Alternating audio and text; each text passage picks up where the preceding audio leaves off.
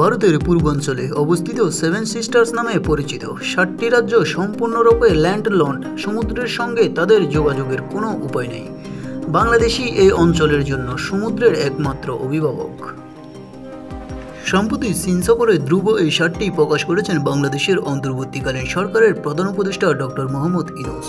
তার এই মন্তব্য নিয়ে ভারত জুড়ে তীব্র প্রতিক্রিয়া দেখা গিয়েছে। এমনকি তার এই মন্তব্যকে ভারতের অভ্যন্তরীণ বিষয়ে হস্তক্ষেপ হিসেবেও দেখা হচ্ছে। তবে সেভেন সিস্টার নিয়ে ডক্টর ইউনূস বলেন, ভারতের 7টি রাজ্য, দেশটির পূর্বাঞ্চলীয় অংশ যেটিকে বলা হয় সেভেন সিস্টার্স, এটি ভারতের স্থল বেষ্টিত অঞ্চল। তাদের সমুদ্র পৌঁছানোর কোনো সুযোগ নেই। এই অঞ্চলের জন্য আমরা সমুদ্রের একমাত্র অভিভাবক।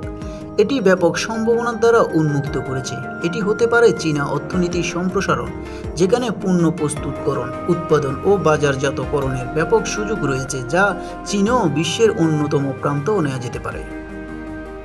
তবে প্রধান উপদেষ্টা ডক্টর মোহাম্মদ ইউনূসের এমন বক্তব্য তেলে বেগুনে জ্বলে উঠেছেন ভারতের গুটি কয়েক নেতা। ভৌগোলিক এই সত্যকে মেনে নিতে পারছেন না তারা। দুশ্চিন্তার পাশাপাশি ভারতীয় নেতাদের অনেকেই খেপেছেন। নিজের দেশের পররাষ্ট্রনীতিকে বলছেন, এমন বক্তব্যকে হালকাভাবে নেওয়া উচিত নয়।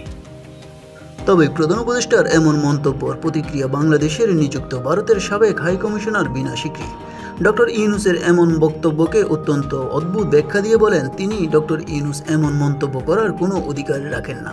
তিনি স্পষ্ট করে বলেন, উত্তর পূর্ব ভারতের বঙ্গোপসাগরের প্রবেশ অধিকার নিয়ে বাংলাদেশ সরকারের সঙ্গে ভারতের ইতিবাচক আলোচনা ও চুক্তি রয়েছে। নিউজ বাংলা 29।